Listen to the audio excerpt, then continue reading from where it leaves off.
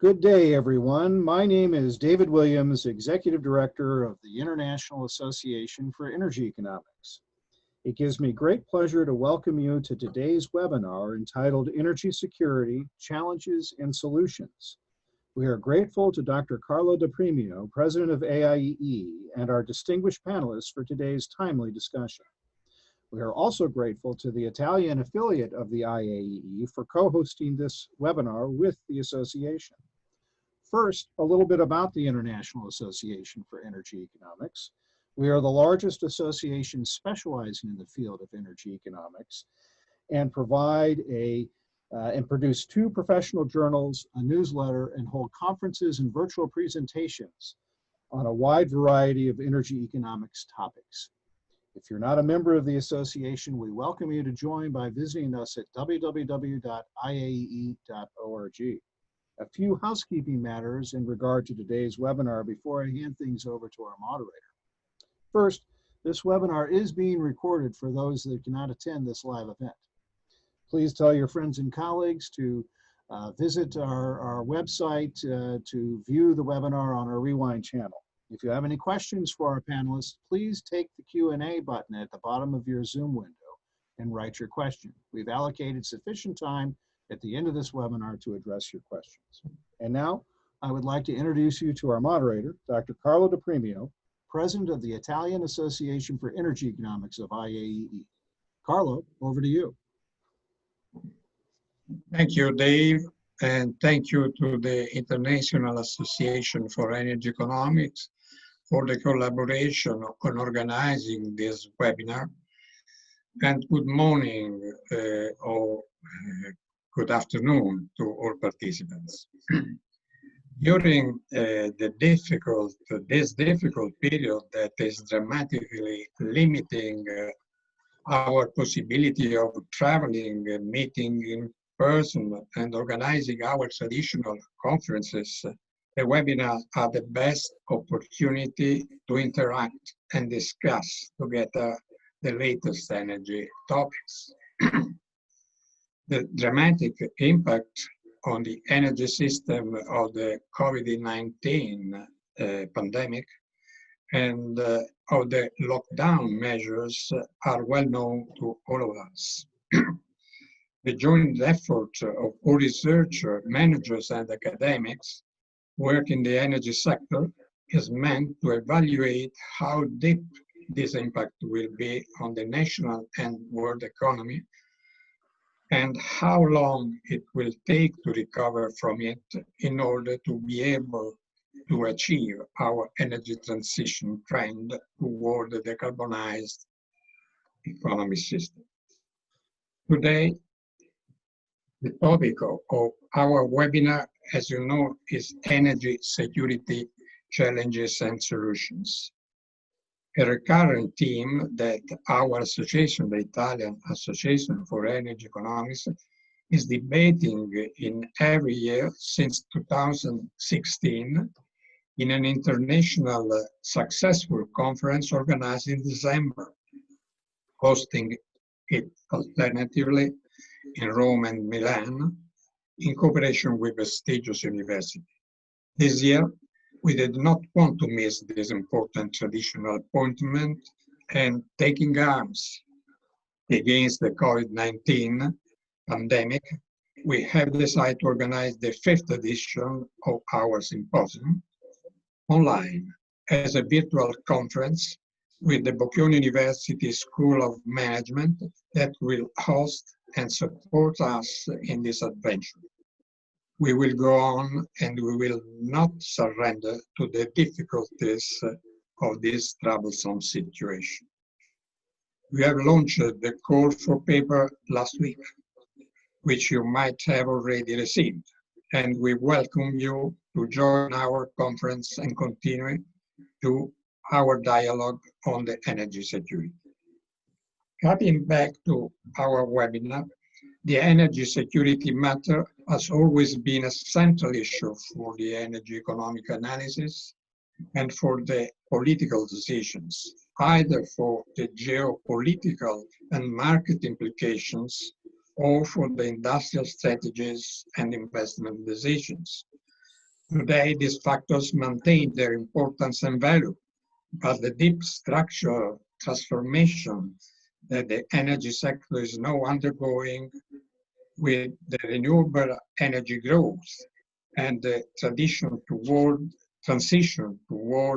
a decarbonized green economy are adding new perspectives from which the energy security must be considered. The integration in the energy system of no predictable renewable energy generation, the deep penetration of new technologies in all energy sectors, particularly with the use of digitization and smart system, the development of energy storage, the electric mobility require a new approach on the energy security. The speakers of these webinars have a deep knowledge and experience on this subject acquired as businessmen or research. Salvatore Pinto is chairman and founder of Green Energy Storage and president of Axpo Italia and Skyers. His presentation will mainly deal with the importance of storage in the energy transition, with particular attention to the European situation that without development of storage runs the risk of moving from the dependence on oil and gas to the dependence of lithium. Federico Santi, professor of energy system analysis and modeling at the University of Rome La Sapienza, Department of Engineering, and energy efficiency expert, will concentrate his presentation on the energy efficiency as cost-effective manner to sustain regional or national long-term and short-term energy security. Finally, Matteo Gotazzi, Chief Executive Officer of CESEI, the Italian Electrical and Technical Experimental Center, will concentrate on the international aspect and the future development of energy security. Then at this point, I invite the speakers to start. I invite Salvatore to take the floor for the first presentation. Then will follow Matteo Codazzi, and finally Enrico Santi. I asked Enrico to be the last as a professor to write the conclusion. I remind to stress that each presentation has 50 minutes. I'll give an alert 2 minutes before. And Salvatore, Thank you. I can see you. Yes, you can start. Thank you. Okay. Good afternoon to everybody. Thank you for the invitation. First of all, let me spend a few words about me. I have asked Carlo to speak, to give my contribution as chairman of Green Energy Storage, and not as chairman of Axpo, this major activity that I got in the Italian market. Is one of the major players in the energy sector. Why? Because I think that storage, and I'm fully engaged in this business personally, because I am also the major shareholders of this company. Energy storage was born 5 years ago at the beginning of the story of the people speak about the storage, and started with a patent with Harvard University to launch a new system storage. Lithium is already a reality. Lithium is already used in a lot of application, mainly in mobility, but also in other applications. But lithium is owned, the mine of lithium is owned, the Chinese in this moment, the major part, is concentrated mainly in South America. That means that it's very important to develop a new systems of storage. Storage is the missing link in the renewable sector. Decarbonization is a priority. Climate change is a reality, but we need to have an approach to this problem, not religious, but very pragmatic. Decarbonization is not something that will happen in one night. There is a lot of issues that we need to be solved, is not yet solved. Only in the energy sector, lithium have a lot of problems. It's still a problem about recycling and disposal. Is not yet clear in which way we can reduce the risk of lithium. You know that if you take an airplane, the first announcement is if you have some problems in your cellular that using lithium, please take care. That means that we need a new researchers. Green energy storage is looking for that, starting in the float battery systems, make a lot of effort in research. We are closely to announce to the world a new chemistry that will be totally green, totally very, very, very cheap, because the other problem in the energy storage is the cost. The cost is an issue, because yes, we need the decarbonization, but at which cost? Energy is one of the pillars of economy, is the major pillar. That means that you need to take care about the cost of all kilowatt hour that you need to store. That we are looking for the new systems that is low cost, that have no problem in terms of recycling, of disposal, that is totally green. And this is the big effort that a lot of companies making around the world. That means that you are just at the beginning of a story, not at the end. I expect a lot of improvement quickly in the next future. That is important also because we are in the last century, we have a very strong dependencies from the oil, geopolitical dependencies from the oil and gas. And the result is in the end of everybody. Everybody knows where we are today. And the lithium is creating another dependencies, because you can imagine if all car, all systems, all storage is strictly linked to the lithium. That means it's not only lithium, you have also in this energy storage cobalt. That is another dependencies. And on top of that, we have a problem also in the disposal. That is an urgency to develop a new systems, a new products. And we are really in this kind of a problem. There's another important thing that is happening. That is digitalization. We are speaking about artificial intelligence, IoT, big data, cloud, computers, and then we are speaking about applications, smart city. Everything is smart today. Smart is very used. If you link this digitalization with the storage, you can imagine a new business model that is coming.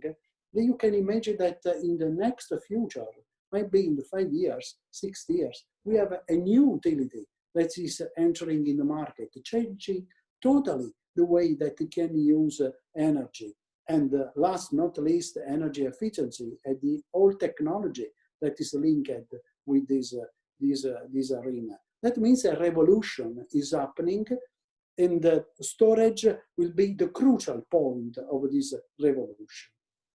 Europe is making a lot of effort. We are part of this important project that is strategically supported directly from Ursula von der Leyen. We are speaking about 1 billion that is now invested to found a new systems in the storage. EPCI, that is interesting project for common interest of Europe, and that is we are part of this project. Already $500 million was already assigned.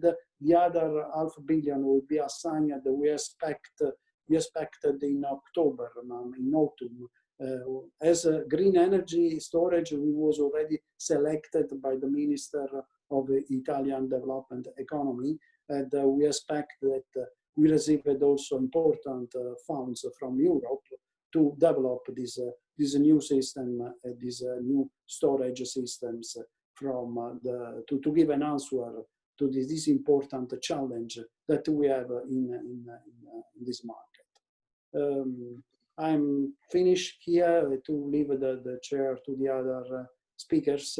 Thank you again for the invitation. Oh, thank you, Salvatore. You say much time, and we can use this time for questions and for the other speakers. I asked Matteo to be the second speaker in order to follow the last words to a professor, as I said before. Matteo, you are the second, please. Thank you, Carlo. I hope you all can see my slides. I believe so. All right. Okay. So it's a pleasure today to be here, and thank you again to the organizers for inviting me, and in order to share a few highlights of what we see happening in Europe. Now I can't get my slide moving, unfortunately. Sorry, that's always the problem with Zoom. Are you seeing the slide? Just the first page? Still seeing? The first page. This is the front page, I think.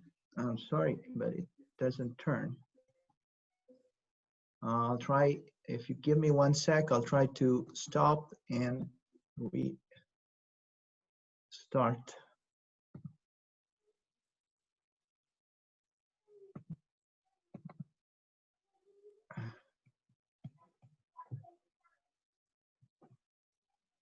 Always the same. What was the same page? Okay, we'll do like this. Okay, Yes. sorry. You just. I'm sorry. They'll just. I'm sorry because Salvador was so good in saving time, and technology is not helping me. So I want to use all this time then. okay. Okay, I'll try to. It will not be perfect, but I hope this will work. Let's see.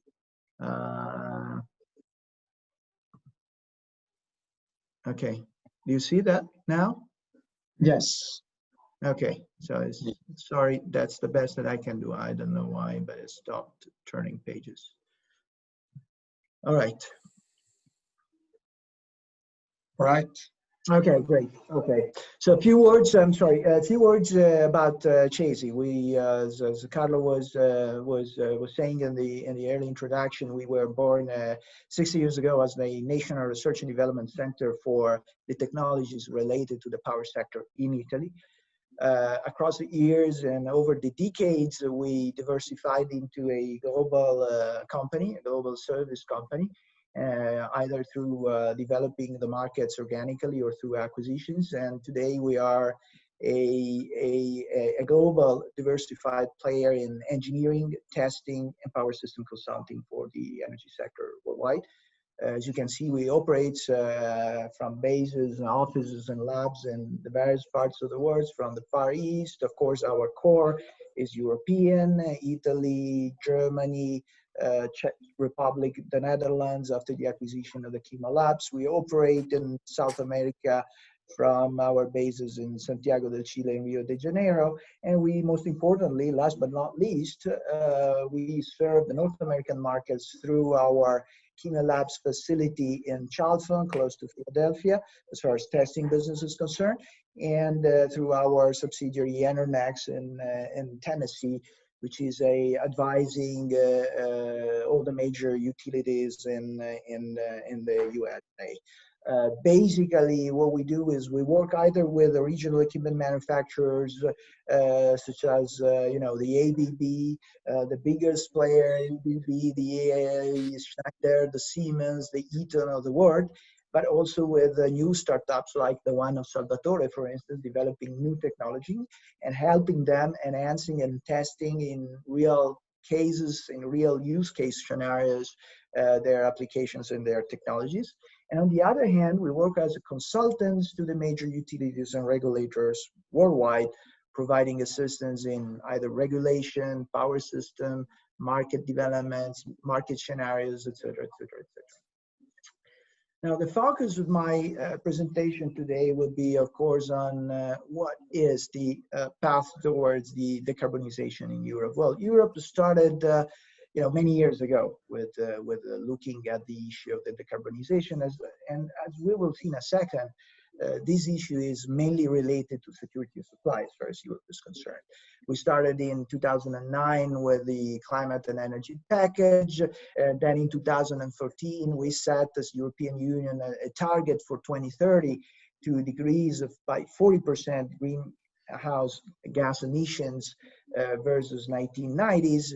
And then more recently in 2015, we came up with the Energy Union package. And then in November last year, 2019, with a Clean Energy for All Europeans package, which is basically paving the way, setting the roadmap for moving to a low carbon economy, to a totally decarbonized economy by 2050. And the roadmap relies on 5 key pillars: the energy security, we'll see that in a second, the internal reform of the internal energy market, a push towards energy efficiency, full decarbonization of the economy, and of course, a big push on research, innovation, and competitiveness, especially in new technologies. Now, there's one thing that we need to understand when we look at why Europe is so keen on decarbonization. Well, we must start with one figure. European Union as a whole imports 58% of its energy at a cost of approximately 350 billion per year for the total Europe. That means that as a bloc, we are the largest net energy importer in the world. 350 million of imports. Well, we are in a webinar of economists. We all know that imports have a minus sign on the GDP, right? So that means that approximately 2 to 3% of GDP is depressed because we have all these imports of energy products from abroad. Most importantly, if we look at where Europe is located, we can understand how much we are relying on Russia. That means, in other words, that 1/3 of the energy import of Europe comes from Russia, and approximately 1/3 also the bill. So approximately 100 billion euros are going to Russia every single year for the imports of energy. And that is why the European Union has set so many initiatives targeted at reducing the energy dependency on imports. Of course, decarbonization is on one side good for the environment, good for the emission, but on the other side, the other side of the coin is actually that allows European Union to become less dependent on imports from Russia. And actions that have been taken in recent years are diversification of energy supply routes, notably increasing new LNG pipelines or increasing the LNG capacity, adopting directives mandating an obligation to member states to build up and maintain minimum stocks of crude oil and petroleum products, but also technical measures to enhance the full flexibility in energy product transportation. For instance, reversible power flows in energy pipelines and enhanced gas storage facilities. Now, if we look at the map of the major routes through which gas is coming to Europe, you can see how much we are dependent in either from Northern Africa and most importantly from Russia, either directly or indirectly through pipelines that are in any case going and flowing through other states such as Ukraine. So there is once again a lot of risk as far as security of supply is concerned.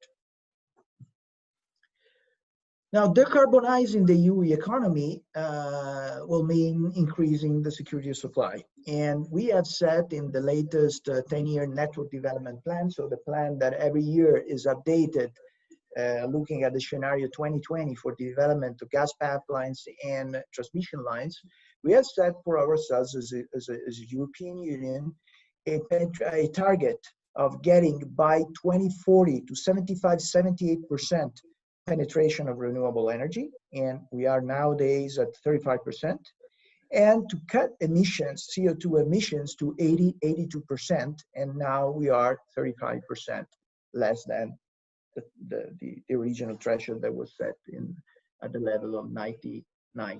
So enhancing, once again, regeneration, the power sector is helping to drastically cap dependency on fossil fuel, and notably coal and natural gas. Now, going green, the power sector is good, of course, as we've seen, for environment, for our security of supply. But, there are still a few challenges that we need to make sure that we're addressing properly if we want to keep lights on. Because as we all know, renewables are great, but they are typically volatile. And the more you increase the amount of volatile renewable that you put into the system, the more you have some side issues. For instance, the issue with regulating the frequency on the grid. And, we have had recently, June last year, August 2019, two small accidents that happened. One in the UK and one in Germany, through which the system, because of abrupt interruption or problems with certain renewable resources, the system got very close to a situation of potential blackout. Okay, with the risk of frequency control running outside the allowed boundaries.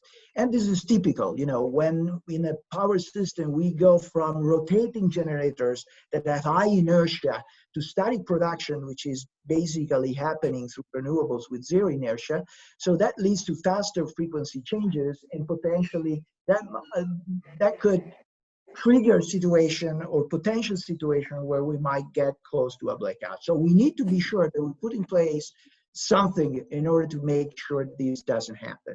What is this something? Well, it's a mixture of technology regulation and market reform. First of all, we need to work on the adequate market design, not only in the energy market, but also on the ancillary services. Okay, for instance, frequency regulation or real-time exchange of energy. Then we need to build adequate infrastructures, in particular cross-border interconnections, and we need to build adequate system flexibility, either through demand response, batteries, or other solutions of this kind. Okay, if we look at the first item, market reform, in all Europe recently have been approved several mechanisms for providing capacity, okay, a capacity market, or, rather than having a traditional market that was simply based on pricing energy, dividing, the pricing of energy into the pricing of the commodity itself and the pricing of capacity. As recently as in last few years, 6 member states have been approved by the European Commission new capacity mechanism. You can see it from the chart. In particular, in Italy, we had approved an auction system for a capacity market that has already traded 2 auctions, one for delivery 2022 and another for 2023. The market is open to participation from abroad, so any player that is interconnected through the European Union transmission grid can place an offer in that auction market.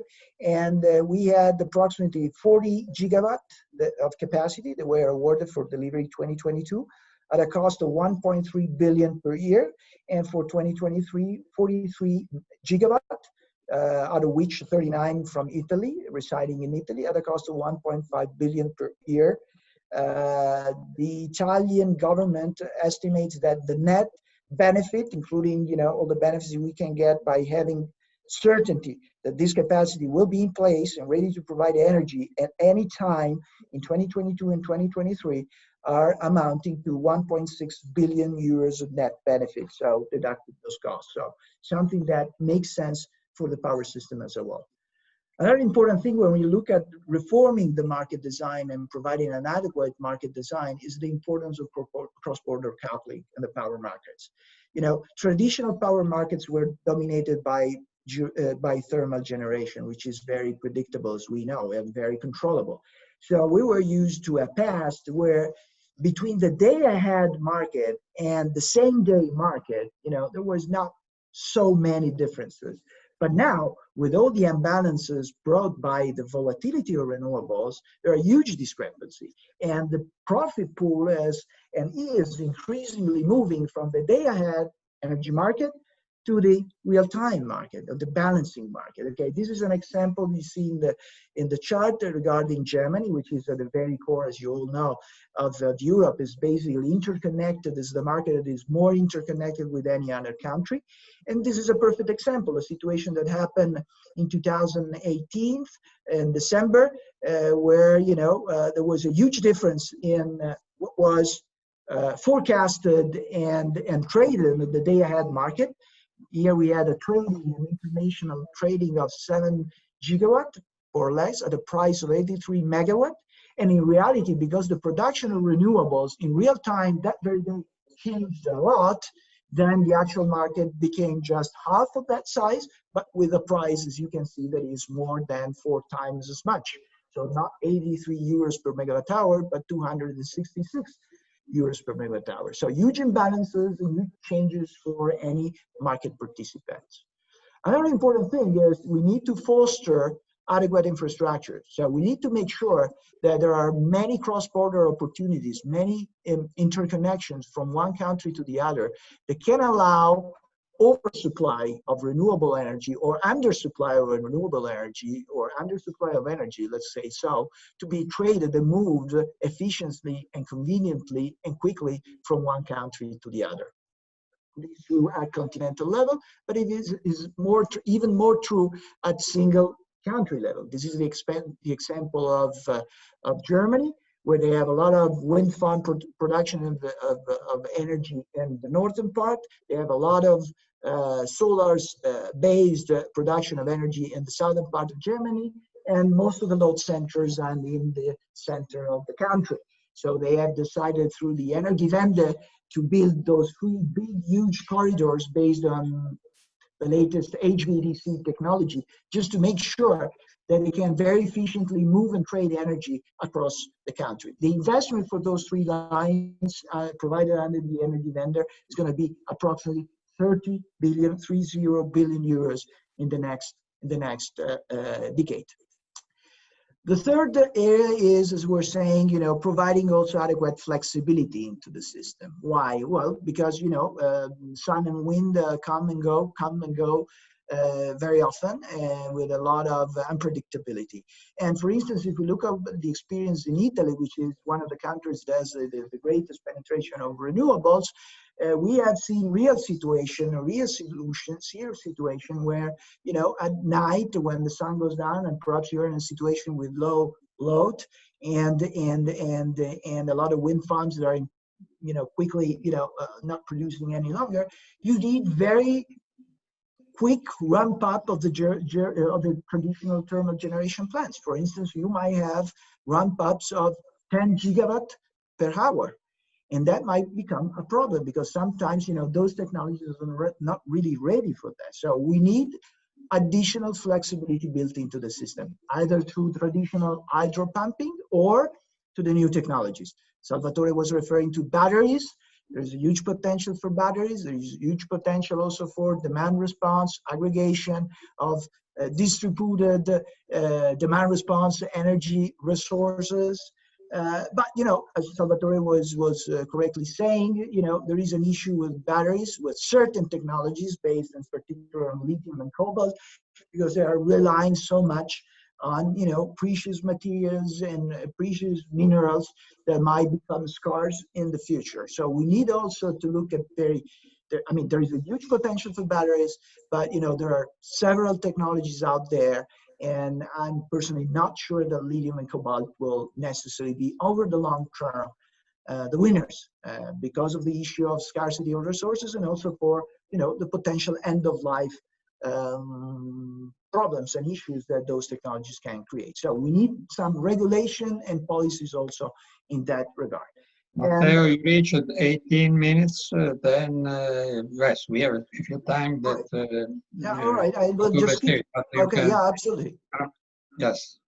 Okay, absolutely. I will skip some of the other pages. I will skip this. In Italy, just one page I want to show you. In Italy, we had seen during the lockdown, we had a situation with a lot of renewables and a very low demand. And basically that was, you know, a peak, a sneak peek into the future, a future where 44% of our energy came from renewables. So that was something they were projecting in 2026. And in that particular situation, Italy had a situation where, you know, unfortunately was forced because of bottlenecks in the grids and in the market design, was forced not to take the full advantage of those renewable resources, and actually some consequences in terms of prices, which market prices of energy, which were not optimal and were not definitely efficient from a market standpoint. Once again, because of transmission bottlenecks and certain flows in the market design. I'm concluding. This is very much my last slide.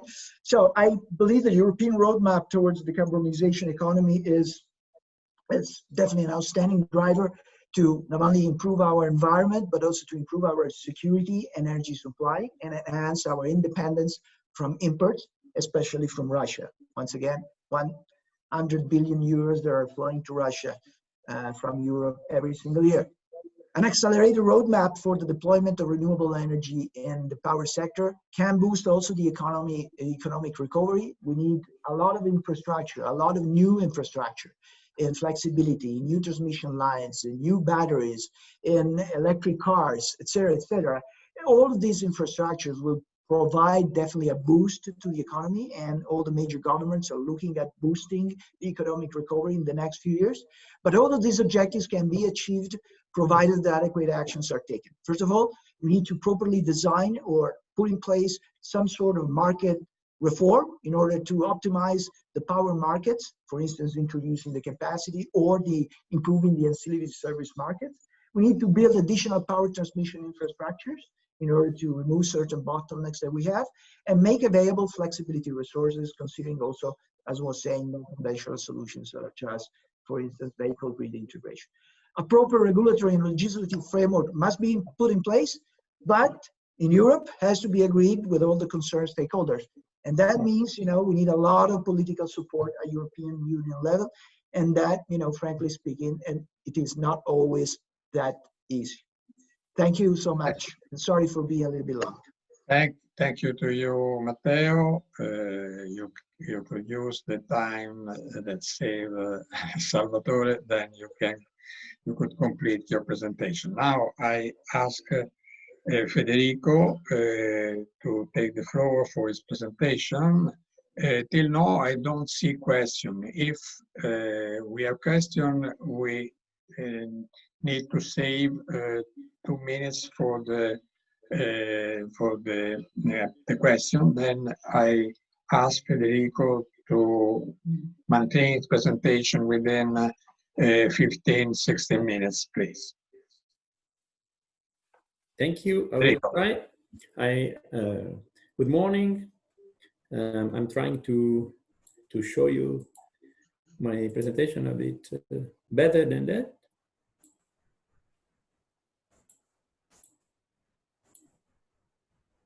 Yeah, I hope you can see it. Okay. Yes. Okay. So good morning, my name is Federico Santi. I want to thank the IEA, in particular the Italian branch, for giving me the opportunity to introduce some concept on energy security and other multiple benefits of energy efficiency. In this short presentation, after framing some data and perspective of energy efficiency main benefits, I propose a model to overcome some barriers to increasing energy efficiency, and I present a case study maybe in which such model has been successfully applied in Italy for the first time in Europe, perhaps in the world, in the commercial sector. So according to the calculations performed by the International Energy Agency, energy efficiency is the first fuel. As shown in the graph, avoided energy use from energy efficiency in 11 IEA countries is higher than the total annual consumption in the year 2010. So energy efficiency accumulated savings from 1974 to 2010 has reduced total final energy consumption of more than 1,400 million tons of oil equivalent in 2010, which is 65% of total final energy consumption in 2010. And according to the calculation presented by Rakimontan Institute, scientist Emory Lovins in the US, we can observe a very similar situation. The energy saving due to the increase in energy efficiency accumulated from 1975 to 2016 cover more than half of the total annual primary energy consumption of the US in the year 2016. So from 1975 to 2016, energy savings from energy intensity reduction have an impact more than 30 times greater than the growth of renewables in the same period in the US.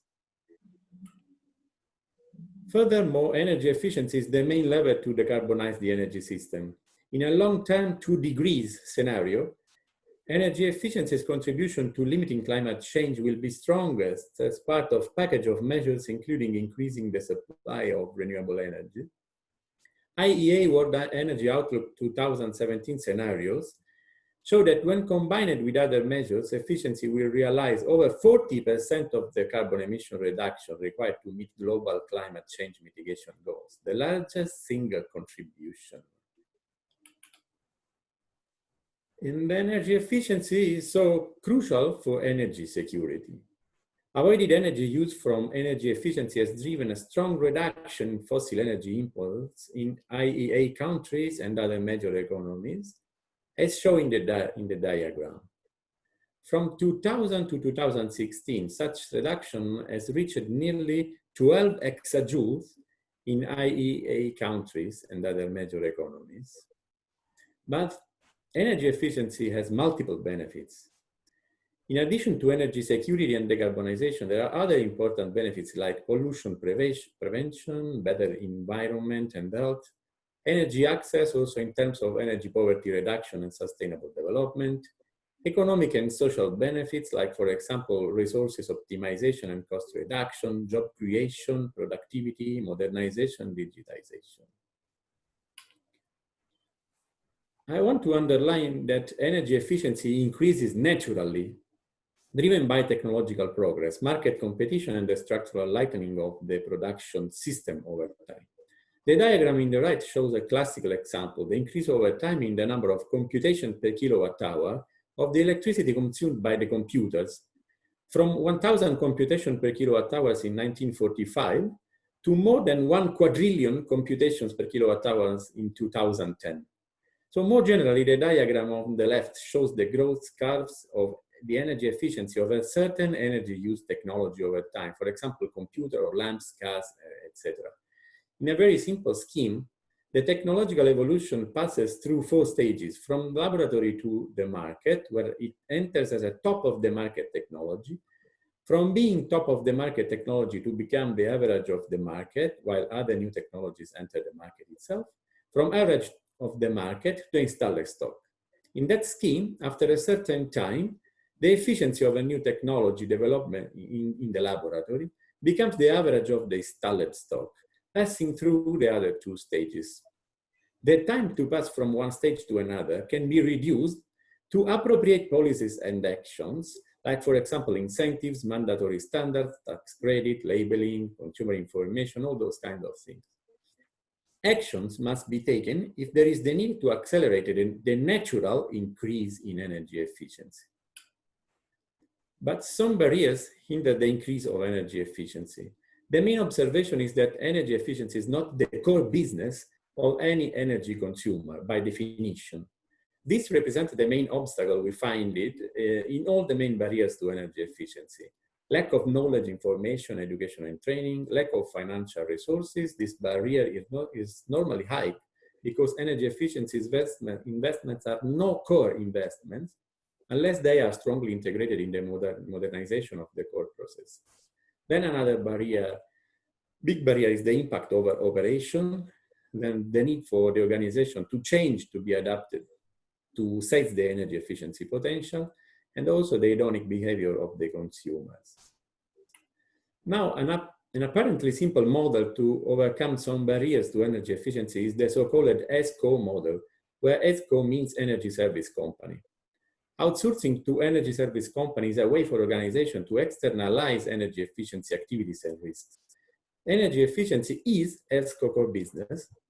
The ESCO provides the energy efficiency intervention at its own cost and risk, guaranteeing any performance during all the service period.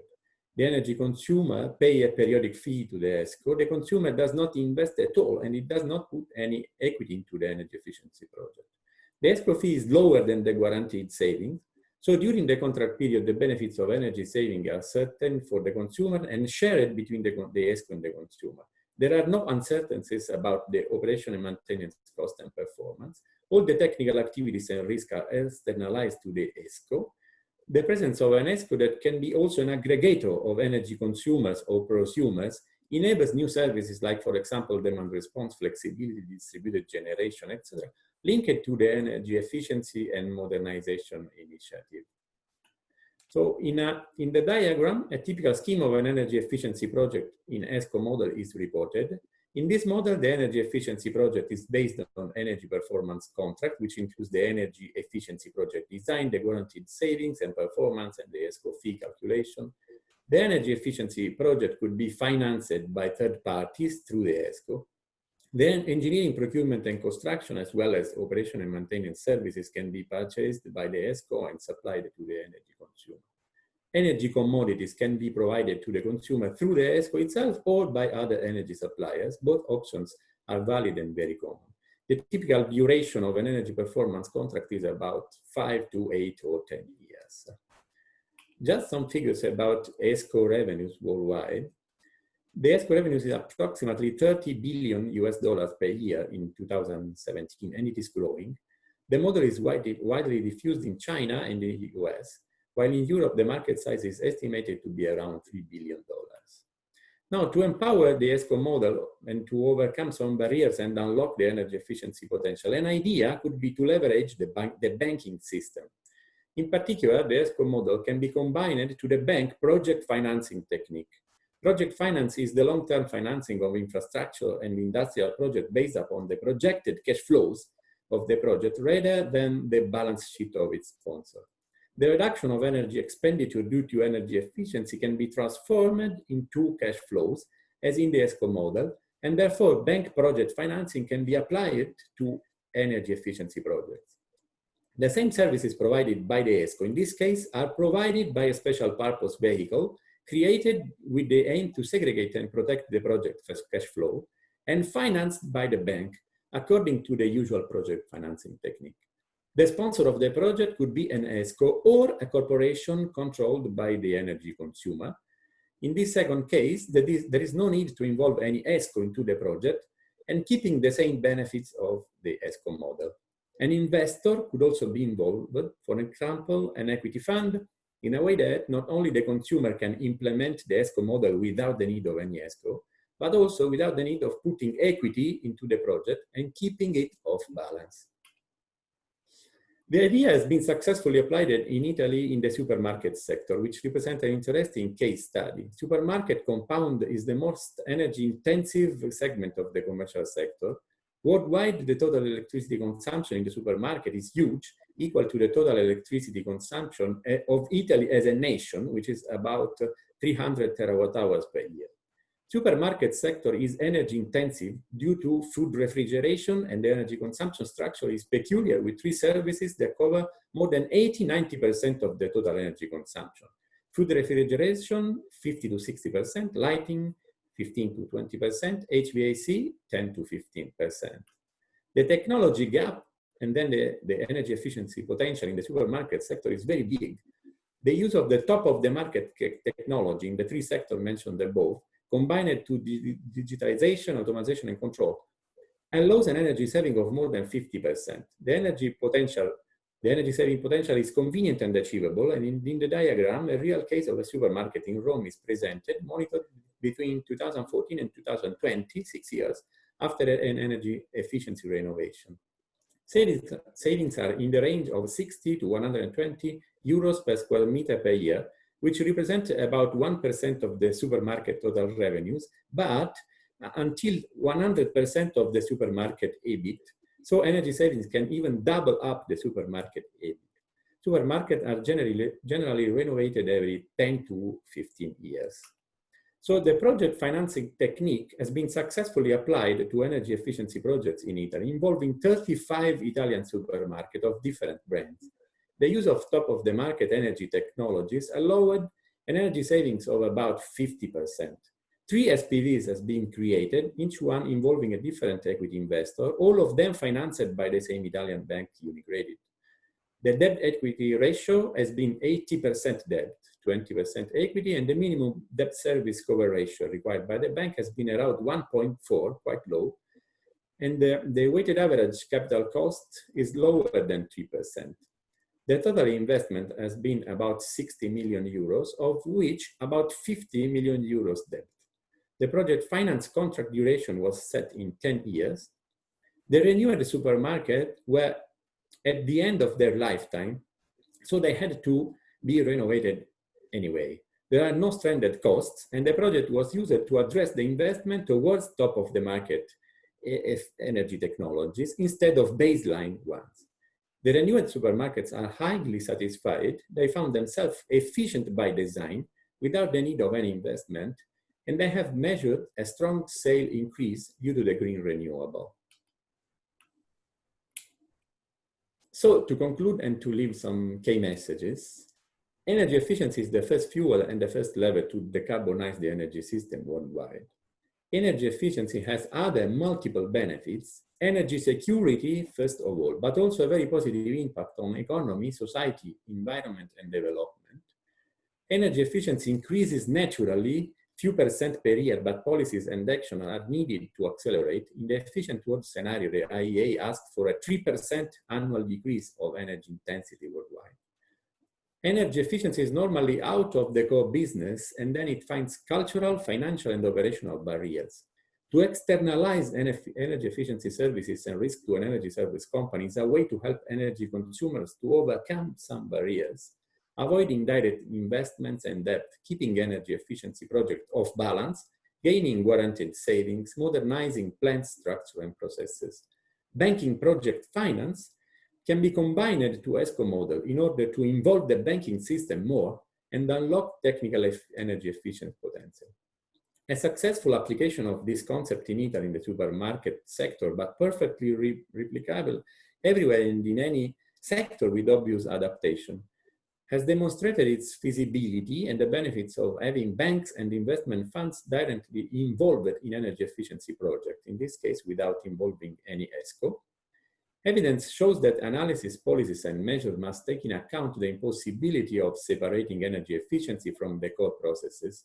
Life cycle must be considered as well as stranded costs, and in general, the total cost of ownership in energy efficiency project, in any energy efficiency project. It is very important to keep an holistic approach to energy efficiency and to direct all efforts towards the implementation of the concept of efficient by design, including energy efficiency in a wider framework of modernization and digitization strategy. Thank you very much for your attention. Thank you very much to you, Federico. You maintained your time in the limit. And we have 3 more minutes for the question. We have 3 questions, then 1 minute for question. The first question is on a global energy emission problem connected to the increase rate of the coal consumption in some countries. I think that Salvatore could be the speakers for this question. Reply. You can reply, Salvatore. Yes.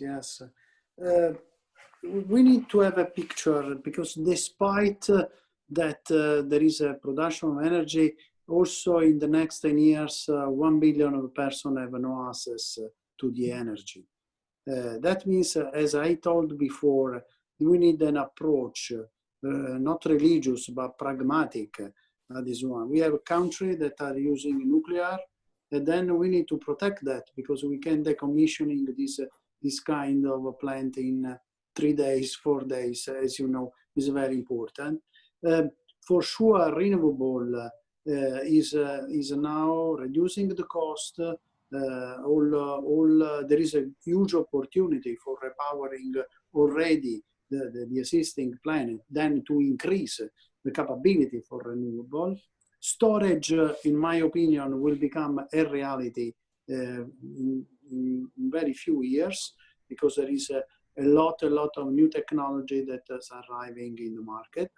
Hydrogen might be also an answer in the future, not immediately, but hydrogen is another important things that we can add. For this reason, we need a very pragmatic approach. Non destroy the existing, build up quickly the new environment that will be green, obvious, because climate change is an issue. That we need to combine the two things: cost of energy, new sources of energy, and also to give access to the other people to the energy. Thank you. 1 minute more for the question. The second question of the time. It was on the regional issue of regional transmission congestion. I think there's a question for Matteo. Matteo. Yes. Well, there are, as I was saying, I think generally speaking, one of the actions that a regulator or government can implement with a better return on investment are investments in either market reform or improving debottlenecking the congestion in infrastructure, especially as far as interregional interconnections are concerned. I think, as Chasey, we've been involved in many studies around the world. I believe the question comes from colleagues of us, as a participant, as parent is coming from the Middle East. We are involved in many studies also in the Middle East. We have been involved, as Chasey, a couple of years ago in a study for the Arab League and the improving the interconnections, both on the electricity side and on the gas pipelines of the 26 countries of the Arab League from here to 2030. And we believe there is a huge potential there of optimizing investments and optimizing the trading of energy, either electricity or gas from one country to the other, and improving the prices. Okay, thank you, Matteo. We have two other questions, but I think we have no time more to give the word for this question. One is our friend Alessandro Clerici, that we know that will give. I think that all you can give your opinion to Alessandro. The other one is an anonymous attendee. How do you define energy security? You have several ways to define energy security by inviting him to join our conference in December, where we'll debate this subject deeply. I close at this point our webinar, and thank you to all the participants, all attendees, all the speakers, and also to our guests, Dave Williams and the International Association for Energy Funds. Thank you. Thank you. Thank you, Carlo. Wow, what an outstanding webinar. And thank you to our distinguished panelists for truly your expertise. I personally learned quite a bit through this, and I'm very grateful for your time and efforts to be with us today. For everyone listening, this webinar has been recorded, will be available on our Rewind. It is in open access format, so it can be shared with your friends and colleagues. Again, just a reminder, if you're not a member of our associations, either the Italian Association for Energy Economics or IAEE, we welcome you to join. Easy to do so by visiting our websites. Thank you for attending, and wish you all good rest of your evenings, days, mornings, wherever this may find you on our fine globe. And I officially close this webinar. Bye now. Thank you. Thank you.